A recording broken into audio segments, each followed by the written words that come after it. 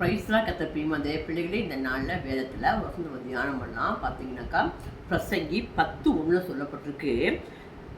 செத்தை ஈக்க தைலக்காரனுடைய பரிமள தைலத்தை நாரி கெட்டு போக பண்ணும்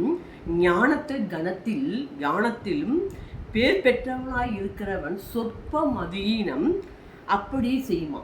பாருங்க, இது என்ன கற்றுக்குறோம் அப்படின்னா, எவ்வளோ பெரிய நல்ல ஒரு வாசனை உள்ள ஒரு திரவியம் தைலத்தில் ஒரு சின்ன ஒரு ஈ விழுந்தா கூட அந்த அந்த தைலத்தையே வீணாக்கிருக்கலாம்.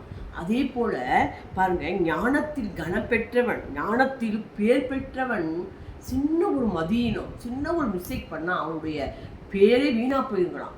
அது மட்டும் இல்லை, பாருங்கள், எதுக்கு நம்ம இதை ஞானத்தை பற்றி நான் பேசுகிறேன்னா, ஒரு ஞானம் ஒரு செயலுக்கு ரொம்ப முக்கியமாக இருக்கான்.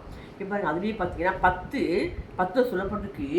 இரும்பு ஆயுதம் மழுங்கலாக இருக்க அதை ஒரு தீட்டாமல் போனால் அதிக பலத்தை பிரயோகம் பண்ண வேண்டியதாகும்.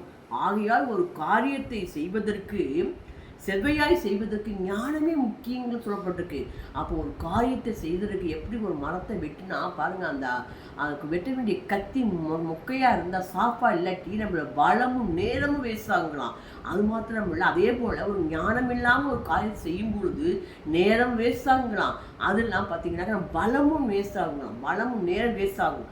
அதே மாதிரி ஞானம் எப்படி நமக்கு அந்த ஞானம் உடையவளாக இருந்தால் கூட ஒரு சொற்ப மதியின் என்னாகுமா, நம்மளோட பேர் பெற்ற அந்த ஞானத்தையே பேர் பெற்று பேரை வீணாக்கிங்களாம். இந்த நாள் நம்ம ஞானம் முக்கியம், ஞானம் எப்படி நம்ம முக்கியமோ அதே போல் அந்த ஞானத்தை என்ன நம்ம பேர் பெற்றவளாக இருந்தால் கூட மதியினத்தினால் அந்த ஞானத்தினோட பேர் நம்ம இழக்காதபடி ஞானமாக எப்படி ஒரு சின்ன ஒரு ஈ தைலத்தில் விழுந்து அவ்வளோ பெரிய தைல வாக்கியங்களே வீணாக்குவோ அதே போல் சின்ன சொற்ப மதியினம் நம்முடைய பேர் பெற்ற ஞானத்தை வீணாக்கி சொல்லப்பட்டிருக்கு. இந்த நாளில் ஞானம் முக்கியம்தான். ஆனால் அந்த ஞானம் பேர் பெற்ற ஞானம் எப்படி காத்துக்கொள்ள சொல்லப்பட்டிருக்கு.